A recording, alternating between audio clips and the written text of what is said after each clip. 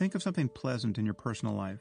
Visualize the moment when you accomplished something that you were proud of, or had a good laugh with a friend. Take a minute to do this. Notice how the mere thought of the past evokes a feeling in the present. But does consciousness itself feel happy? Is it truly changed or colored by what it knows? In the teachings of Dzogchen, it is often said that thoughts and emotions arise in consciousness the way images appear on the surface of a mirror. This is only a metaphor, but it does capture an insight that one can have about the nature of the mind. Is a mirror improved by beautiful images? No. The same can be said for consciousness. Now think of something unpleasant. Perhaps you recently embarrassed yourself or received some bad news. Maybe there's an upcoming event about which you feel acutely anxious. Notice whatever feelings arise in the wake of these thoughts.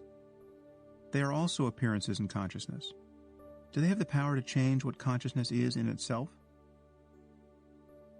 There is real freedom to be found here, but you are unlikely to find it without looking carefully into the nature of consciousness again and again.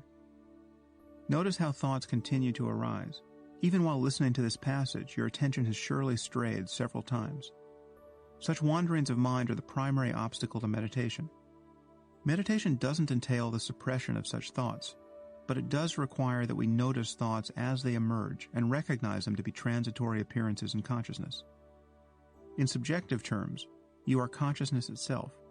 You are not the next evanescent image or string of words that appears in your mind. Not seeing it arise, however, the next thought will seem to become what you are. How could you actually be a thought? Whatever their content, thoughts vanish almost the instant they appear. They are like sounds or fleeting sensations in your body. How could this next thought define your subjectivity at all?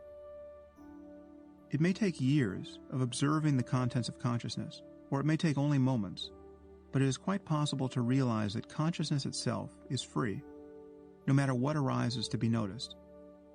Meditation is the practice of finding this freedom directly, by breaking one's identification with thought and allowing the continuum of experience, pleasant and unpleasant, to simply be as it is. There are many traditional techniques for doing this, but it is important to realize that true meditation isn't an effort to produce a certain state of mind, like bliss or unusual visual images, or love for all sentient beings. Such methods exist, but they serve a more limited function. The deeper purpose of meditation is to recognize that which is common to all states of experience, both pleasant and unpleasant. The goal is to realize those qualities that are intrinsic to consciousness in every present moment, no matter what arises to be noticed. When you are able to rest naturally, merely witnessing the totality of experience, and thoughts themselves are left to arise and vanish as they will, you can recognize that consciousness is intrinsically undivided. In the moment of such an insight, you will be completely relieved of the feeling that you call I. You will still hear me speaking these words, of course, but they will be appearances in consciousness, inseparable from consciousness itself. And there will be no sense that you are in your head doing the listening. Such a shift in view isn't a matter of thinking new thoughts. It is easy enough to think that these sounds are just another appearance in consciousness. It is another matter to recognize them as such, prior to the arising of thought. The gesture that precipitates this insight for most people is an attempt to invert consciousness upon itself, to look for that which is looking, and to notice, in the first instant of looking for yourself, what happens to the apparent divide between subject and object. Do you still feel that you are over there, behind your eyes, looking out at a world of objects?